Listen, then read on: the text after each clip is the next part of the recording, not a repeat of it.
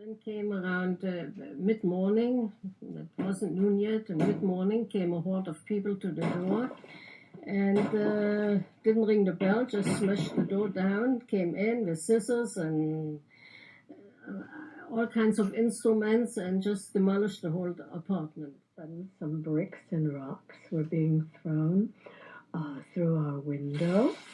And my brother was always braver than me. He was a year younger, but he was braver, and I was hiding under the blanket. And he went to the window to check to see what was going on. And he told me that it was the people in our neighbors, the people of our town, were throwing the bricks and rocks through the window. And he also told me that the civil policeman in our town was standing on the edge of the crowd, and he didn't do anything about it. And in the middle of the night, they came pounding on the front door. I remember that. And the fear that this instills in a child is a feeling of fear that never in your life can you forget. That feeling of fear is always there. My mother, where's your husband?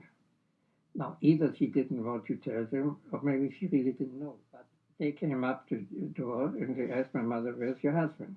Of course, she didn't know, or she didn't want to know, I don't know. But when she didn't say this, they killed her. We found a bullet. Now, for Nazis, if you don't answer them, you see, it's a criminal act, and you need this, and they need to shoot you. So they shoot you. And many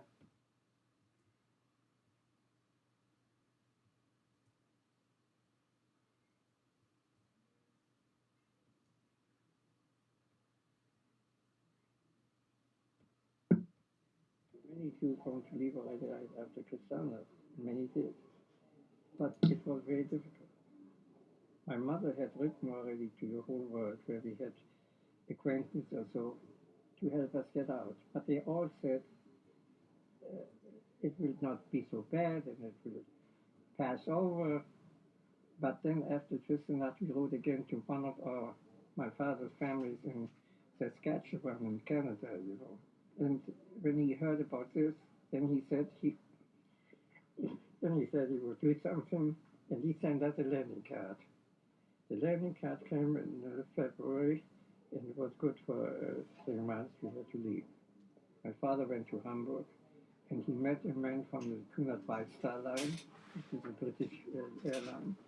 And this man helped us to get to Britain. My mother had to tell us anything about going to Africa.